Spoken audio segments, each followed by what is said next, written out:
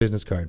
Yeah, it's there for good. Lead. Of Neverwinter, the action MMO from, I know, and he's got the Tomb of Annihilation book in front of you here.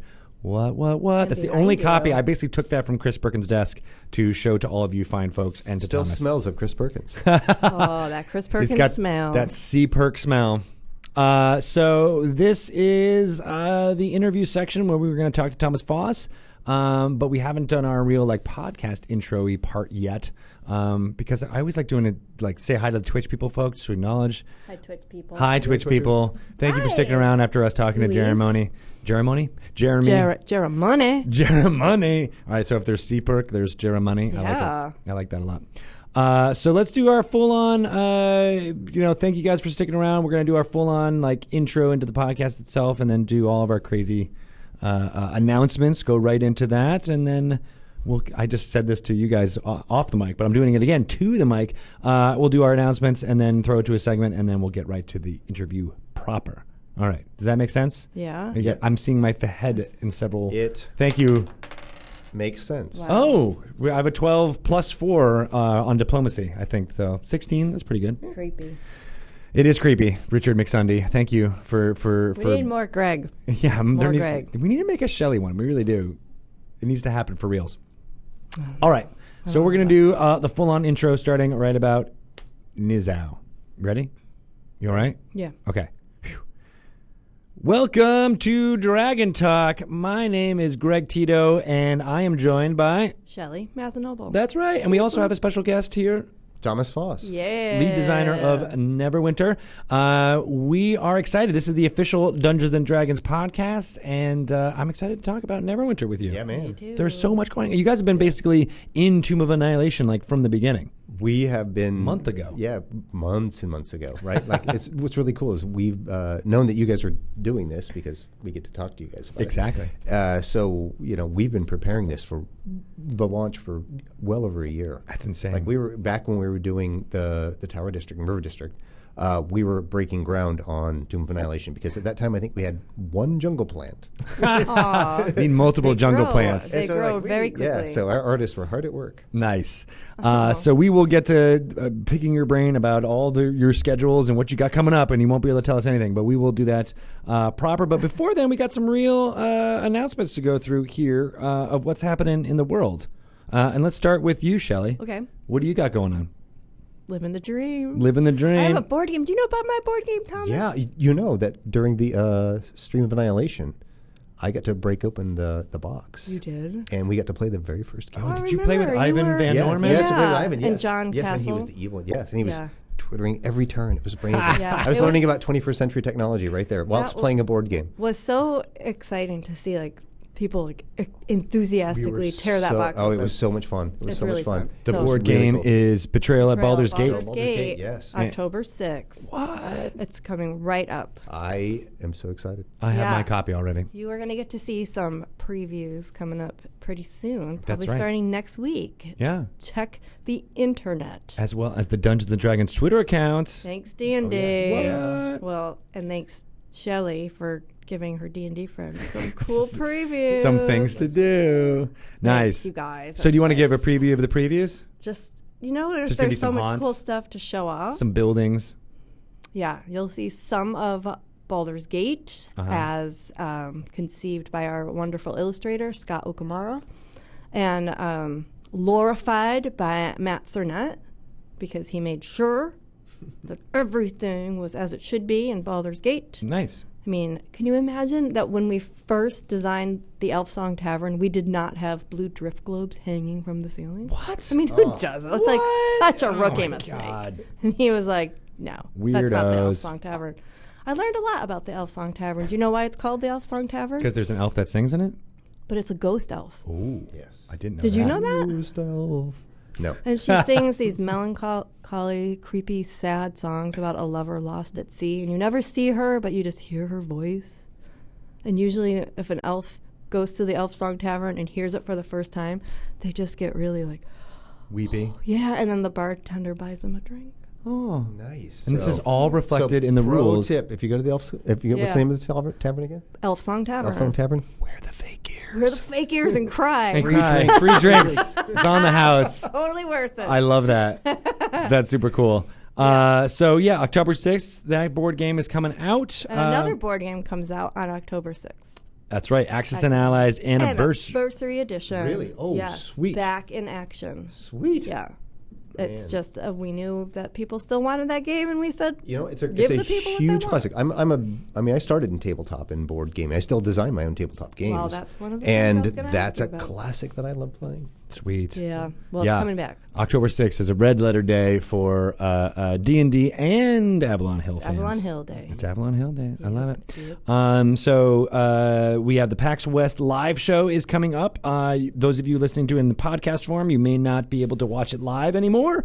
But on September 3rd at 6:30 p.m. Pacific time this Sunday, you'll be able to watch Chris Perkins play with the Acquisitions Incorporated crew, plus Holly Conrad as Strix from Dice Camera Action. That's will the best. also be on stage in a costume, and Chris Perkins will be wearing a costume designed and made by Danny Hartel, who was at our Stream of Annihilation as a Batiri Goblin. Oh man, those are so cool. Yeah. The coolest.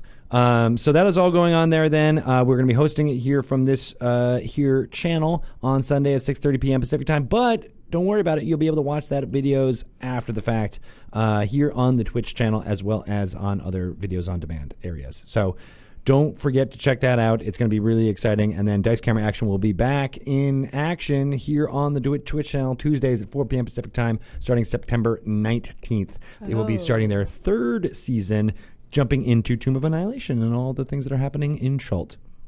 Can't wait for that. Nice tie-in. Foursquare Lost City of Omu has been playing on Mondays at 5 p.m. Pacific time. We'll be throwing it to them after all the interviews we do today. And you can catch up with all of the stories that's been happening so far with Joe Manganello, Deborah Ann Wall, Brian Posehn, Utkar Shambudkar, Dylan Sprouse, and of course Dungeon Master Matt Mercer from Critical Role fame. We're doing episode 6 tonight, but by the time you'll be able to catch up with all the episodes, so please go ahead and check those out. And we're thinking about doing like kind of a special event for Foursquare too later in the year. We'll talk to you more about that, but there's a little tease about maybe another live show in LA, kind of similar to what we did last year for Foursquare the Lost episode. Maybe Pretty like cool an stuff. Acquisitions Inc. takeover. Yeah, kind of similar. That would be in the funny. same world at the very least. That would be really funny. Dragon Plus has got a new episode. It got a new issue. That's how you refer to things that are magazines. Coming out this week, last week in August, and you should check that out if you don't know what Dragon Plus is. It is an app that you can get on your iOS device or on Android or on the web at dragonmag.com. We do deep dives into all the things about the Tomb of Annihilation story for this issue. It's really cool. I suggest It's the board game issue. it's the board game issue too. That's I right. really would love for you to check this issue out because there's a Because of special reasons. cover. Ball is on the cover. Oh no way! And The then God of Murder. And then somebody that you know wrote the welcome letter. Who is that? Somebody Was it sitting Bart? at this table. Did Bart Carroll do it? No, not this time. Pawned it off on someone else. Oh my gosh, Shelley Yeah. did it. Cool. What you streamers don't know is opposite of us on the studio here are all the cool Dragon Plus magazine They're covers. super cool. That is my favorite. Really neat. Really neat. I know I'm looking at this. I love the covers. Want. I know Yep. they've been. Do you guys do this for like your phone?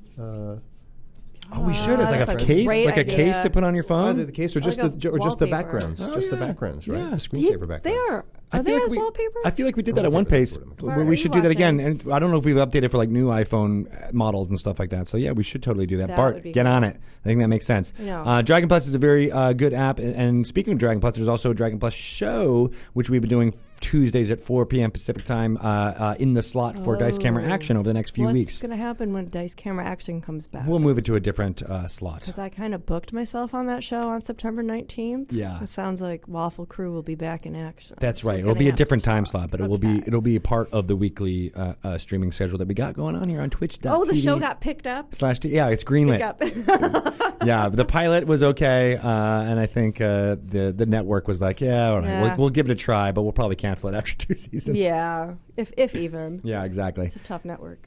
Of course, D&D Beyond is out now and available. You can check it out at dndbeyond.com. You can build characters. You can look up spells, monsters, magic items. All of the content that we released for 5th edition is available within there. And Tomb of Annihilation, when it comes out, it will be available as well. So check it out, please. It's definitely worth your while to have at the table. It's a good resource for looking up stuff quickly, but also having your character and tracking it along the way.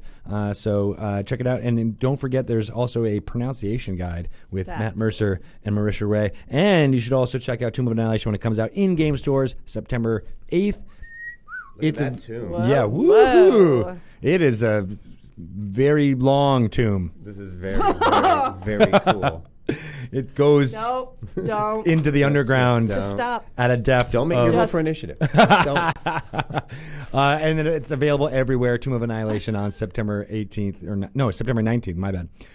So it is pretty exciting. Also there, a lot of all the amazing streamers who have been previewing this content. You should check out as well. Maze Arcana on 7 p.m. on Tuesday and Wednesday nights Pacific time, as Misclicks at 4 p.m. Pacific time on Wednesdays. Our friends Girls Guts Glory finished their season. I don't get to talk to them on Thursdays anymore, but they'll be coming back for. They're going to start streaming. They're going to not just do these pre-canned episodes. They're going to stream. That's huge. Yeah, Good we're for still them. working out the details, but it'll be coming up very soon. All right. I feel like there's one more thing I want to talk about beforehand. We'll, of course, be talking about Neverwinter, so I don't need to shill that in these announcements. He usually does. He's very good at shilling. But Idle Champions of the Forgotten Realms, I'm wearing the T-shirt that... And I'm so jealous. Yeah, that Eric Jordan brought when he was here last Monday. It is in closed alpha now, but you can try to sign up for one spot in that closed alpha at Alfred? IdleChampions.com is where you should go. They're also on Twitter at IdleChampions. And sign up for it and help us test and give us some more feedback. And maybe it'll be in early access soon and you can just get it all into your brain pan. But if you're a fan of Force Grey, you should jump into it, as well as all the Forgotten Realms people, because there's Force Grey characters are in every single are in Idle Champions of the Forgotten Realms. You can get them as people, send them out on adventures, collect loot, collect gold. You don't have to click too much. You can kind of walk away, and then you come back, and they've been killing monsters that whole time and collecting loot along the way. That. Yeah, it's actually really cool. I'm in the beta. Nice. Yeah. What do you think? And I think it's pretty fun. Just like you said, it's kind of, you can work with it and then look back and see how things are doing. And not only Force Grey characters, but Neverwinter characters as well, like Makos. That's right. Makos is in there too. Minsk and Boo as well. Boo, yes. Yeah. Yes. Duralaxle. You have Duralaxle in your game as well, don't you? Not have Duralaxle. Do you? Oh, Not yet. all right. Dun, dun, dun. TBD. I like that. Well, I like him just because his hat was very recognizable in the lineup, and I was like, oh, everyone's going to know his crazy fun hat. Cool stuff. Go ahead and check it out there. And I think we're done. Hey, I'm on. Exhausted. I have a question. Yes. I'm looking at the stream here, and Lewis Logic says, really hoping to play Betrayal at PAX this weekend. It's true. Yeah. Did you guys setting up a booth or anything? Maybe. No, we're not. No, he's just going to be playing it. That's awesome. But who you Bring it should. on. We're Bring playing it on. it though. Luis, please play it. Yeah. You should bring it in. Yeah. And see if you can find it drop on it the on the PAX floor. floor. See if someone can find it. Kind of like how And when you can savagely attack it the way Thomas and friends did at the Stream of Annihilation. Exactly. No one actually. We didn't tell anyone it was there. They found it and they're They like, found can it. we play this?" And They we're were like, "Yeah, a sure." bunch of jackals. I loved it. Hidden Exactly. game roll. Yeah. Yeah, they picked it up. I'm And rolling for hidden games. Do you play House on the Hill? Yeah. Okay, so it was easy for I you to played learn. the second House on the Hill with you, remember? Yeah. Yeah, when we first opened. I've been The really Jupiter's lucky. conference. Yeah. What? Yes. Yes. Last year. Last year. Yes. Well, you're playing at you're playing Baldur's Gate this year. Oh, I'm down with it. hope you. Yeah, I'm going to be That here. wasn't a I'm playing. surprise, but yeah. No.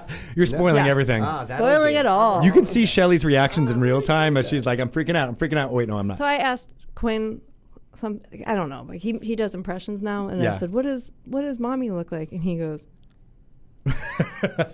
His chin out. Do lots I of do that? Yeah, totally. Because every time I say, "What's mommy look like?" he'll do I that same recognized face. you Is that my immediately. face? I recognized you immediately. It's Absolutely. kind of a beaker look. The other day he goes like this. Do I look like? Do I look like Bart? With his lip up, like Yes, tips it up. but it was funny because he said Bart, and I go, "Who?" And he's like, "Bart, my dad." And it's just funny that he was doing that. But anyway, That's ridiculous. that's Quinn.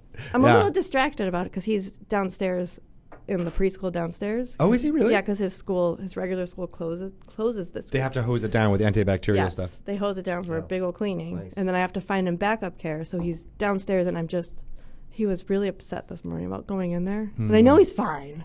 Yeah. But They're always upset about I'm something. just like, all day I've just been like, are they calling me? Hey, Has he done can I hear anything? him? Does he know I'm upstairs? Did he say the C word? Probably. Probably. He's off the top rope. You're like, he's been watching wrestling a lot. I'm sorry. Yes. You guys are awesome. We're going to throw it to a little segment. We'll get a download on some lore or some sage advice. I'm not really sure. And then we will go back to really picking Thomas Foss's brain As here. we've been doing As for the we'll- past as- 22, I know. 25 minutes. He's like, Where's the producer? How did you lose the show? We lost it. We It's lost the gone. program. We've never had But it, let's make ever. with those bing bongs, and we'll get right back to the real interview right about now. Wait, no. We'll throw it, and then, you know what I'm trying to say. yeah.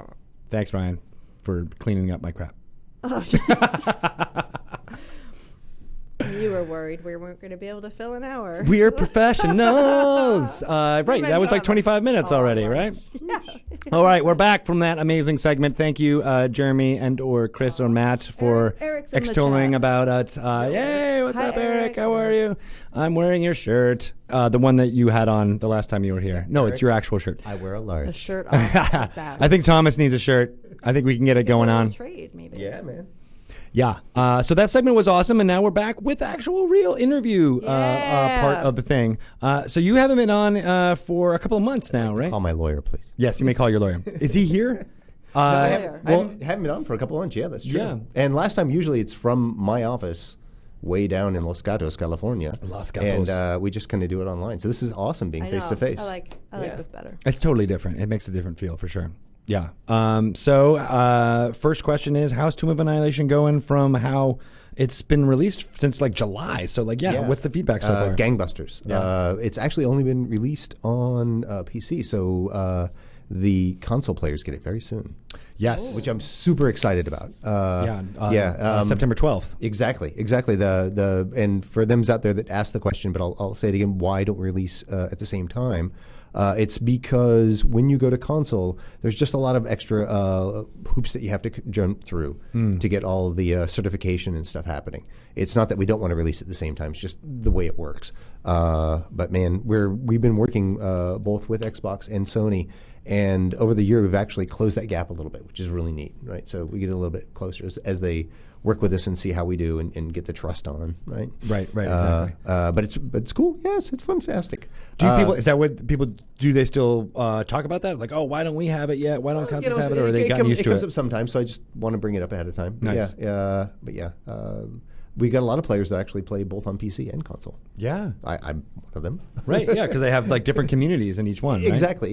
It's just different feels and different social vibes, and a lot of people playing console with their kids or family. It's a lot easier to do. So, yeah, really neat. And you're still getting it earlier than you would get it wide release in the stores because it comes out. No, we're just free to play. You just Correct. download. Yeah, you don't no stores. You don't need a store. That's what I mean. 21st Like, century. No, you're still she's getting talking it. about the You're fact still that getting Tomb of it. Annihilation is yeah. won't be out Still yet. early. Yeah, you guys got to see the adventure before the adventure. I know, Yeah. right? You got to jump into Chult, hang out in Port Nyanzaru. Yeah, exactly. So you asked how's it doing? It's actually very well received, and thanks again for everybody playing it. It's really cool going in the game and seeing everybody running around and asking and teaming up because Chult, in this particular part that you're in, the Shosen Star River Valley, it's really tough, right? Dinosaurs are mean. Especially how zombies cool. coming out of the mouth. We constantly always have this sort of I don't know, dinosaur. What could take? King of Spines was our big dinosaur, or dragon, green dragon. Like who can win? Right? So it's always that conversation. So sometimes at work we'll just like spawn both of them together. Fight. No way. Yeah. Way. Because Yeah. we can do that. You know what? Once that dragon loses his wing, man, it's down. Weren't we just talking about this in our team meeting? Yeah. Like who would win in a fight between a bear and a gorilla? Yeah, who would win? Well, I don't know. Maybe you could spawn them and let us know. Yeah. Yes, I could. I mean, it depends on what kind of bear and what kind of gorilla. Sure. Who has won the most in your green dragon versus Yeah. spines? I'm not going to tell. What? No, really? It'll skew the odds. Oh, I guess that's true. Because there's betting on this, right? Maybe. There is in the port. Maybe. Remember? Yeah. There is. On the yeah. dinosaur That- races. That's Yeah. right. Yeah. So really well received. Getting great feedback from the players. They're loving with this particular expansion not only has the Chosen Star Valley, but we which is the zone full of adventure, but we also built a new social hub, Port Nyanzaro, which is a great social hub for the high end players. And it's huge and it's fantastic. And there's it's got all mod cons that Protector's Enclave has. Mostly, you still have to go to Protector's Enclave for a few things. So I want you to go back there to show off your cool dinosaur mounts.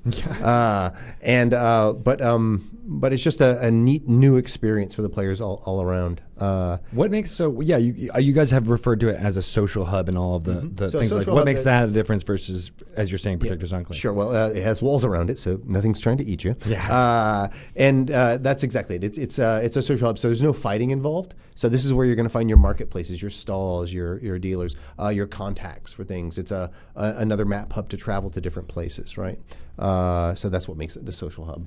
Okay. Yeah, people meeting up and going to places, getting ready to go out and adventuring in the world. Think of it like your tavern, just bigger. You have to be a high-end player. Currently, yes. Mm-hmm. I kind of picture it like an airline club at an airport. Yeah, well. Oh, like your Delta. Yeah, like the Delta blah, blah, Sky Club. Okay. Well, in order to get to Port Nyanzaro, the players actually have to go through a whole adventure story arc. Even just to arrive. Yeah, even just to arrive, right? So for them, who will be reading this soon and who've been watching things like Acquisitions Inc., Jim Dark Magic has the spell plague, right? And that's one of the things that we're noticing. Death curse. Death curse. Yeah, the death curse. Excuse me. The death curse. Wow. Spell plague. What are we talking about? That's old. Yeah, it's old. It happens. Too many zones stuck in my head. Yes, the death curse. So as a player, basically, Lord Neverwinter asks you to help figure out what's going on, and all of the people with the death curse are heading over to Helmshold right now, which is the big church kind of a thing. So you go over there, and you get hired on by someone who you don't know, a patron, to put together an adventure party to go to Chult to find out what's causing this happen. They think that the cause of it's there. And and at this point in Neverwinter, you're not like a low level guy. You're getting like the party together, right? Like Volo is joining your party. Oh, yeah, he's like really cool.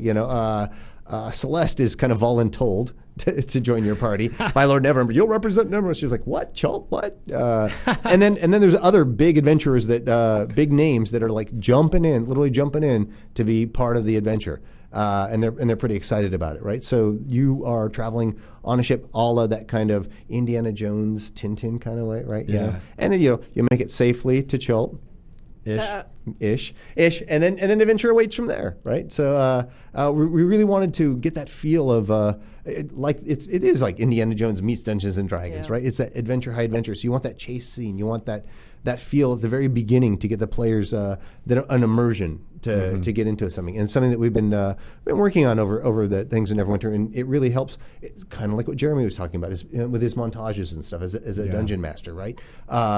Where you're playing the part of Jeremy. This is why I keep doing this. You're Jeremy. There you go. Nice. But like getting that montage to really sink the players into what adventures they're going to have and what options they have in these kind of adventures, right? Yeah. And what kind of monsters they're going to meet. You give them that little teaser at the end, That's cool. And set the stage. I like that you used voluntold. That's a term that Nathan Stewart has popularized here in the D&D I world. learned it here. Yes. Yes, I learned it when I came up here for one of the meetings. Yes. Nice. All right. Wow. I'm glad that etymology of that word has come from on high from Yes, from yes. our My director. wife uses it quite a bit.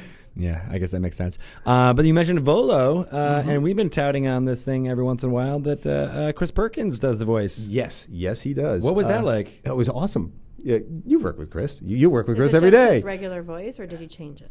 He changed it just a little bit, right? But it was just so much fun. Like curiously enough, Greg, when I was talking to John about I'd like to talk to Chris about getting Volo. He's like, Greg Tito would make a good Volo because he looks like him.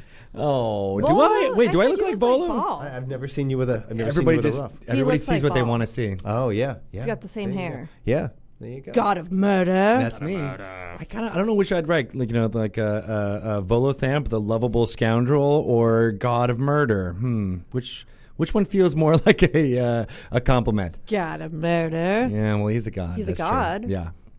But so yeah, we work with Chris Perkins. We don't work with him in a voice acting capacity. Chris just knocked it out of the park. He came down and visited us, and he just had this great little, volo thump kind of voice, which I cannot do as well as he does. But Is there Scottish? Is there like a Scottish lilt? No, it's kind of like, oh my gosh, if I were to liken it to anything, although it was like when Kevin Branagh played the wizard in Harry Potter.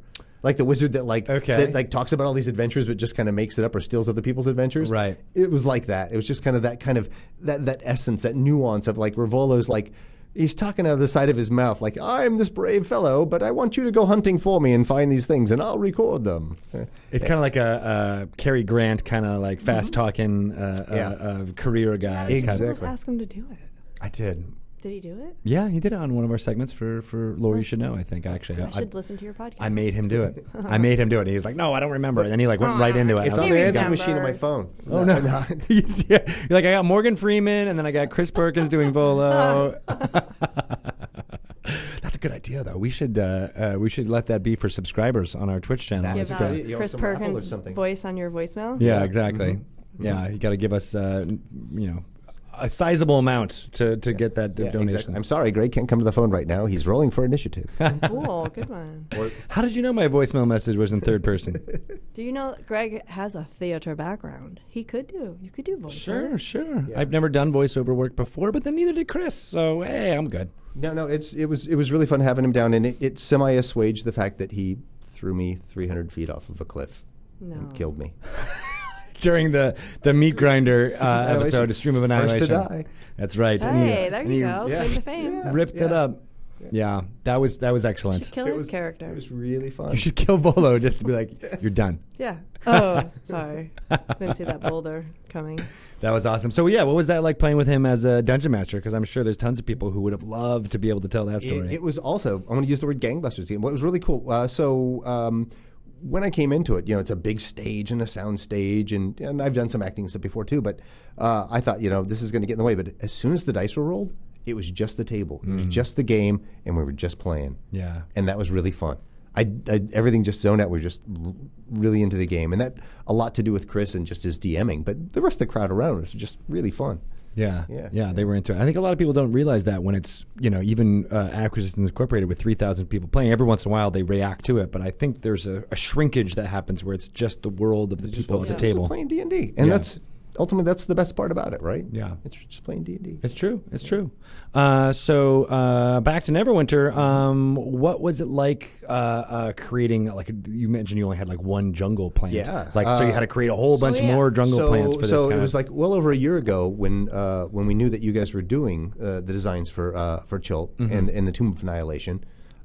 Which is a great classic comeback, right? So excited because we've all died in it. So and those doing the brainstorming is okay, the first thing they're gonna do when they go into the dungeon is they're gonna just die, and then they'll get a perk that says, oh yeah, Tomb of Annihilation, because nobody survived it back when I played. It's just as bad as Tomb of Horrors, if not worse. Exactly, basically the Tomb of Horrors. Yeah. So we started looking okay, literally we had one jungle plant. So we had to get to work. So we took half of our artists, and while we were working on the River District to come back into Neverwinter, because you've been in the frozen north for far too long, and we wanted to just come home, local hero made good, do your laundry, put your cool tchotchkes on the shelves, and make sure that home was safe before you could go adventuring again. While that was happening, we had half our art team building Chult. So working up with your guys' concept artists.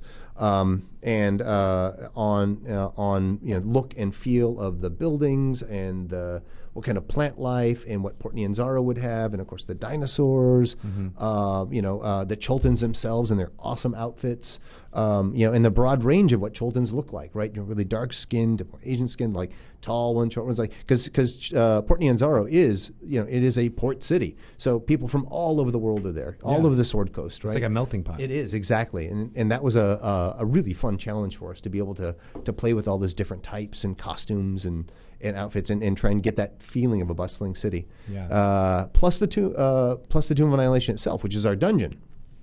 Right, it's a whole new dungeon kit that nobody had ever seen before, complete with traps and puzzles. Because traps and puzzles are part of the Tomb of Annihilation, right? So, as the lead designer, that was like, these have to happen. We need to figure out how to get some good traps and stuff. You guys have had puzzles and stuff. We've had some puzzles, a couple of ones that we've had, like in the clock tower, way back at launch, and of course we've had spike traps and arrow traps, and the typical montage pieces. But in this one, we've actually one up them, right? It's about the team working together, just like any good DM should have. Like when there's a puzzle, it's not just one person doing it; it's everybody contributing to it in their part to help figure it out. Neat. Yeah, that's pretty cool. And then if you blow it, well, then there's consequences. You can set the trap, and then there's consequences, which are just another way of getting out of it. How are you guys? How are you modeling the death curse in this for players? We decided to kind of avoid the death curse on players. So there's no permadeath in Neverwinter anymore. No permadeath in Neverwinter anymore. We actually looked at in when we were in the frozen north, there was the frost power that was hitting you and constantly, and you had to eat hot oatmeal and stuff like that. And we decided it was a little black hat. It felt like the players always had to kind of deal with this thing. And we thought, well, we could do the death curse like this until you get a story or a charm from Nanny Poo Poo. Who's a magical hag in Inchult, if you don't know, and a crazy name. We don't make these names up, people. These people do. Nanny Poo Poo, right? That was all Chris. It was all Chris. Exactly. Yes, and so we looked at it like we just weren't going to deal with like the players themselves, because just like Jim Dark Magic or everybody else, everybody's died in Neverwinter at least once, so that we'd all have the death curse, right? Yeah. So we're like, we're just gonna kind of do a hand wave over that. Like again, like Jeremy said, there's certain things as a dungeon master, like the book it's a set of guidelines. It's like like a pirate code, right? You take what you can from it and then enhance what you want to tell about the story. So there are plenty of people sick. Maybe you're not sick yet, but you can get a charm that will help you at the beginning, and then you don't have to worry about it. Yeah. So we kind of just tell the story that way, and then also recreate the story with other people that that get the curse, right? That makes sense. And then helping them. Right, so it's more of a plot device than it is an actual mechanical thing. Yeah, than an actual just drain, because it's just not much fun playing a game with somebody hitting you in the head with a ball peen hammer all the time. Right. So how much does your story deviate from the story in the books? Well, I think the nice thing about any of the cool module books like this is there's so much information, and the story can go in so many different directions, right? So, but we only have a certain amount of dev time and a certain amount of space that we can build for, and we need to get the release out, so we can't do the whole book, right? Nor do we want to follow the whole book. Just like any good dungeon master, they're going to take pieces and parts out of it. As a matter of fact, this is enough to do like 3 zones if we wanted to. Yeah. Maybe you want to. So what we did was we picked key areas that were really cool, either POI moments or cool villains and stories like Raznisi, or Acerak, and then worked with those pieces to build our story around it. The key storyline. It's about solving the death curse, finding the end of it, right? So we needed Nanny Poo Poo. She's a big part of that part, right? She has, I just like saying it. I know. I love her. There's certain things like Fort Vengeance and Camp Righteousness are really cool things, but in the real world, they're like 50 miles apart. But in our map, they're on the same zone. The same Hollywood lot. Like when I talked to Ben about it, he's like, well, it's 50 miles. I'm like, dude, it's Hollywood, baby. You gotta space things out so players can get to it. It's if they can do it in Game of Thrones. That's right. The dragons zooming in. They can do it here too. We can do it here. So we have to kind of constrict space a little bit, but you get those kind of story plots. But within that, we try to be very true to the look and feel of the characters. Like for instance, Raznisi, right? We worked with you guys very much to make sure that as the licensees, we want to make him look very much like right out of the book, and being able to have the concept art from you guys and work with it to make it look like that. Same thing with the Acerak.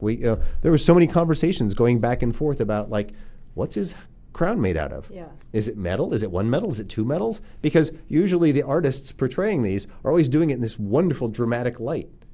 Right, which is very hard to be like, what Yeah. metal What metal is that? What Right. is it? Yeah. So Get a metallurgist in here and see if he can tell. So at the end of the day, we just put it in dramatic light. Oh, I like that answer. It was actually, if I had a crown. Actually, we made it. Well, I think follow. certain concepts where it was the crown and then the horns were a different material. I can see that. But if you look, they all look the same, right? So we just I think ended up making out of. We tried it 2 different materials, and showed it to you guys, and like, so we just did it in one light. But it's interesting. Those are the kind of key moments that we work with to make sure we're hitting the right D&D notes. Right. And then story and stuff. That's where we can, move forward and kind of, just like any good dungeon master, build their own story. I like the I like just putting dramatic. Let's not talk about. I like the dramatic. What you said about what you're talking about the crown is actually what you guys are just doing with Tomb of Annihilation in general. Like you basically are saying like, let's just take a dramatic light and we'll highlight different parts of this story, similar to like any dungeon master does at the table. They're not going to play the entire thing start to finish and grab a hold of it. They're going to bring in their own influences and things like that, and that's what you took the germ of the story and started doing it. So like what our streamers are doing with previewing different parts of the story too is like, they're all going to bring their own little flavor of Dungeons and Dragons to this overarching story with a few details that are stay consistent throughout. Yeah, that's what makes it magic. I mean, there are several of the merchant princes in Port Nyanzaru, right? We chose to focus just on one of them. Yeah.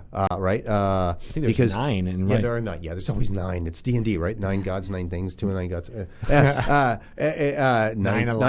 9 trickster gods, 9 alignments. 9 rings to rule them. The 9. The Neverwinter 9. Yeah, exactly. Not the same thing. Totally different. Totally different. Yes, there's never like the 3.5, right? The 3.75421. So there are 9 merchant princes. We chose one of them because he best fit the story of the things that we wanted. He works with magic and treasures and stuff like that, right? Yeah.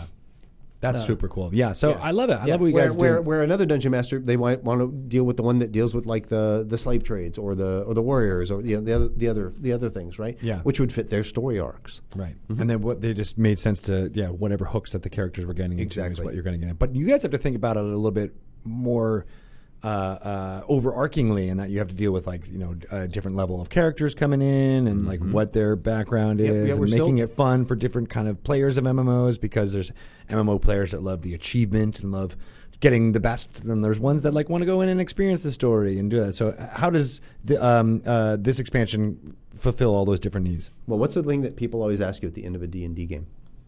How much experience I got? Did I get any loot? Did I level up? Right. So we always focus on that's the top part. Like, okay, in this zone, what's going to be the loot? What's going to be the treasure? What's going to be the reach? What's going to be the cool rewards? We've got 5 different armor sets that you can get out of this one. Right. Usually we run about 2 or 3, so that's really cool. Plus, there's great boons.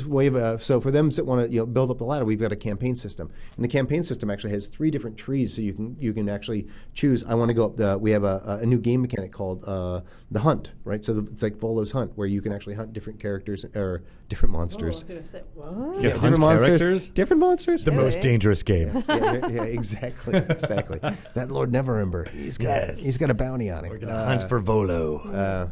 It'd be like Waldo, because he's in the tavern. You never know again, he's in the tavern. Yeah. So you're doing a whole bunch of different stuff to exactly. So we've got the story. We've got the campaigns that you can go up. There's a new hunting system. We've got our old treasure hunt thing comes back, where you can actually play these repeatable adventure quests that we've built, and then you can get treasure maps from them. And then with those gives you literally a picture of somewhere in the jungle. Then you have to go and find the treasure, and you can dig it up, and there's fat loot there. Oh, right? That's cool. Yeah, and there's always a certain amount of replayability that you need to look at in a game, right? So you have your story arcs, and then your dailies, and your weeklies. And one of the things that we focused on in this that I wanted to build were these quests called repeatable adventure quests, and basically Wakango Atamu, who's our merchant prince, is like, hey, these pirates grabbed one of my ships and they took my treasure maps. You retrieve them for me, I'll give you one of the maps. Take care of these guys for me. So you go to a beach where the pirates are. But what I've done is we've designed it so that each time you play, it has random map variables. So it could be pirates one time, it could be undead that have taken over the beach and scared the pirates off their ship, or it could just be like giant crabs going everywhere, right? It's like, or the Batiri coming down, and it's different sky files. Also, each time we hide the maps in different places, right? So I think there's like each time you play it, there's a 1 in 27 chance of being the same map. Oh, neat. Because players are going to play these over and over again, so we want to have some variation to them to give them, a little bit of variety, some engagement and variety. Yeah, sure. And we like this idea. The players seem to be working pretty well with it. We want to and we're going to keep taking it a little step further and further on those, and adding more spice to these, because it's literally like that. It's kind of like a layer cake that you can keep adding more pieces of gameplay onto, and just making it stronger and stronger. Sweet. Yeah. Did you want to ask about board games? Because I know it's dear to your heart about his board game design history. Yes. Actually, that was one of the questions when I was talking to John. He was like, make sure you ask him all about his board games that We're he talking designed. about John File, John who works in File. licensing over here at the Trying Wizards to of get the some Coast. dirt. Yeah. He didn't have dirt, but he was like... Well, I got my start in tabletop, right? That's how I got started in the game industry. You mean like professionally you got your start? Like you were... Yeah. Oh. Yeah. I actually worked with some college friends of mine. We way back in the 80s. We had a game company called 7th Street Games, and we built a tabletop game called Mecha, which was a anime-style mech in a three-dimensional kind of game using Japanese models and stuff like that. And then after that, I designed a Pirates game. So 28mm tabletop game. I sculpted and resin cast the ships and pirate games and battles and stuff like that, and That's rules. amazing. That you sculpt your own minis. Yeah. Well, I'm more of a fabricator than a sculptor. These days, I actually have Drew Day Williams sculpt my figures for me because he's so much better than I am.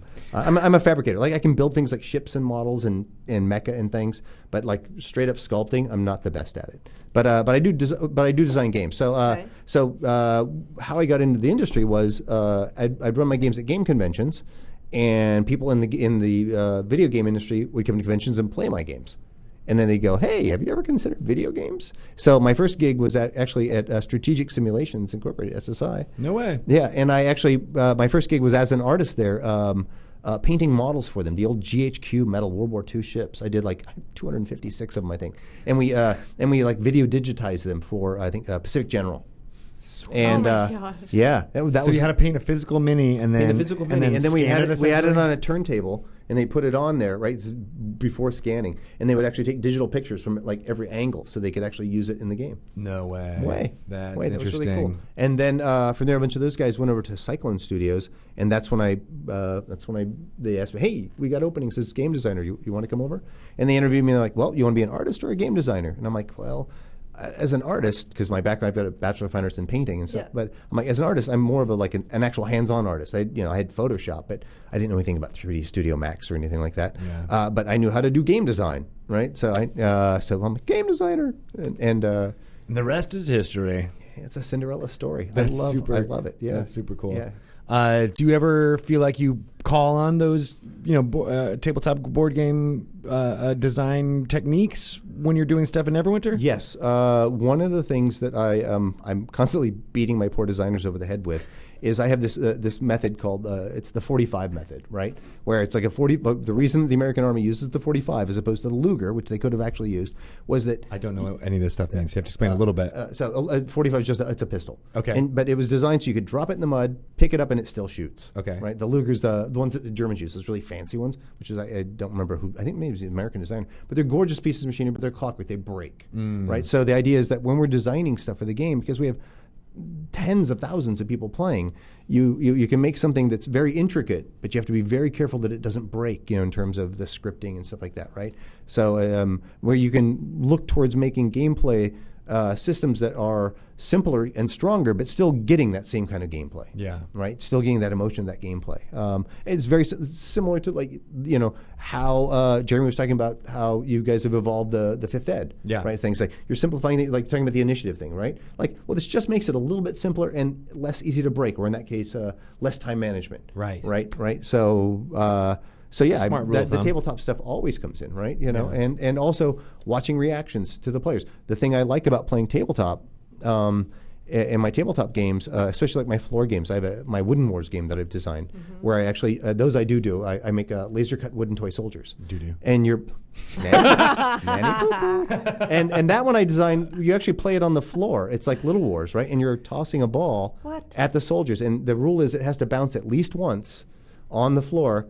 In order to be in place, you're not winging the ball, Where right? can I get this game? From me. This sounds amazing. Yeah, just Google Wooden Wars. You can find it. All right. And you can go to my Skull and Crown store. I think Quinn would like it. I know. Well, that's why I thought I brought you wooden soldiers. I thought I'd give them to Chris. I will bring some. I'll send you some. You might have given something to Chris, and Chris might not have He gotten might the have memo to forgotten pass to it give them. on. Yeah. And so the idea of that is I love making video games, but at the end of the day, when I come home to my kids, I just want to be on the ground playing on the floor with them, right? So I designed that game, right? That's amazing. To do that. Cool stuff. All right, so last question.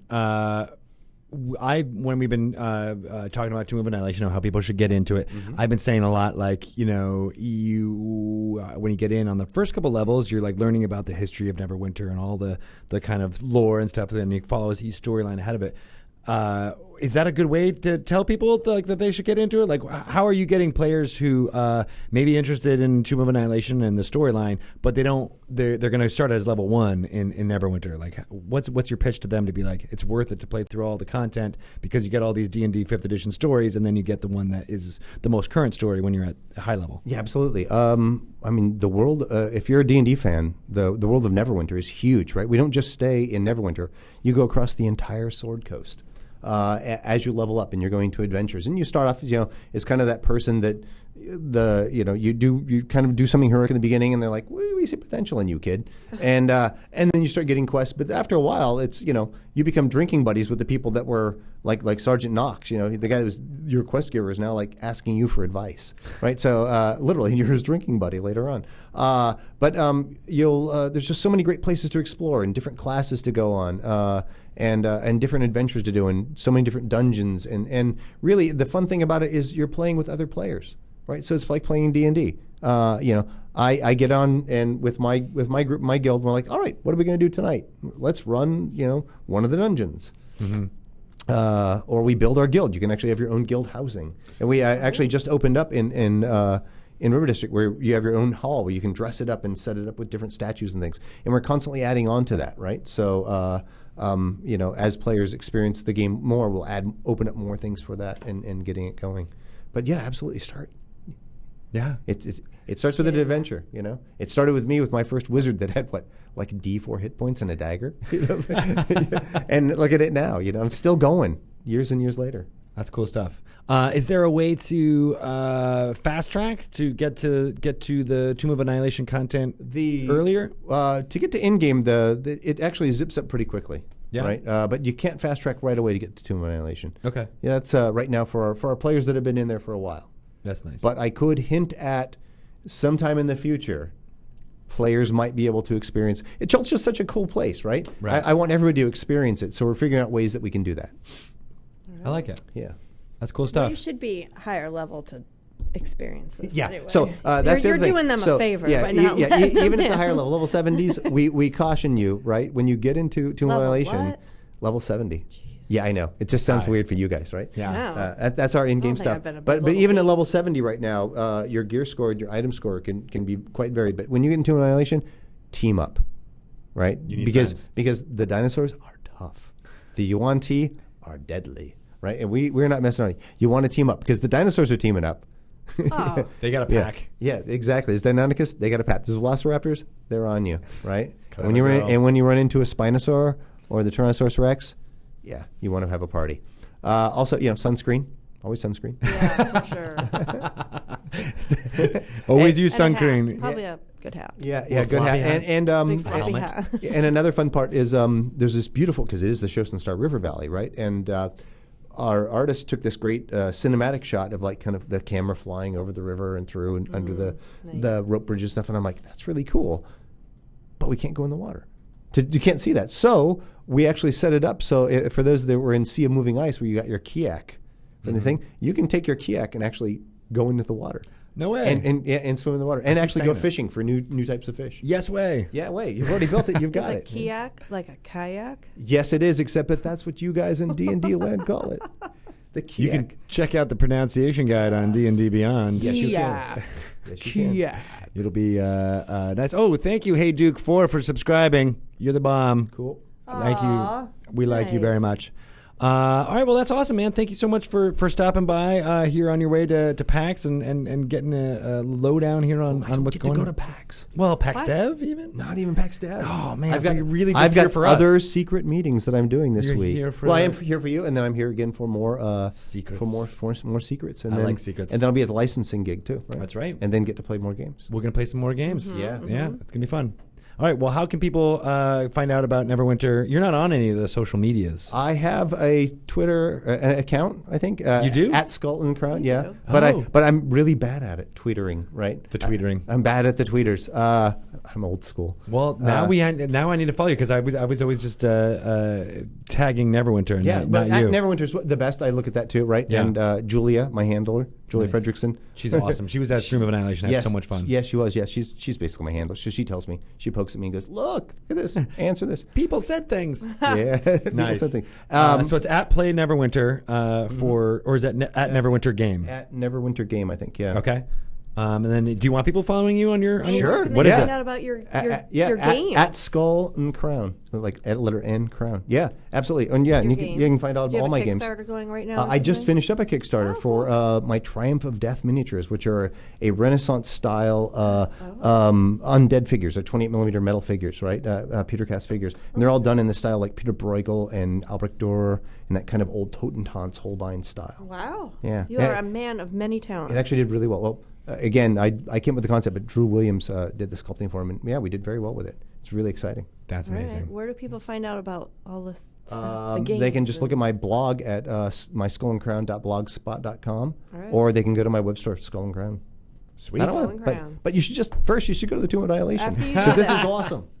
I love it. You get up to level 70 in Neverwinter. Well, thank you so And- much, and I can't wait to hear more. And actually, like we'll have you on again and talk about the secret things. That Yeah. sounds like great fun. All right, we'll make it happen. Awesome, thanks. All right, thank Thank you so you. much. All right. And that's done for interview. And hey, we'll do the outro at another time. We're going to take a little break here, Twitch people, before we call up Tad Williams for our 4 o'clock interview. It'll be happening very soon. Tad, if you're watching, we're going to have to take a bio break because Jeremy Crawford told me that taking bio breaks are very important. Right. So we got to do that real quick. Someone had to tell you that? Well, yes. I know, right? Well, usually I you just worked just hard. go right here, and Poor nobody Ryan. seems to mind or notice. When you said, thanks, Ryan, for cleaning up my crap. Somebody's talking about that's what it was. GGG. Yeah. Sweet. My Galley's Guns and Glory game. Cool. Nice. You guys are awesome. We'll be back very soon in a couple of minutes, but thanks. We'll take a little break now.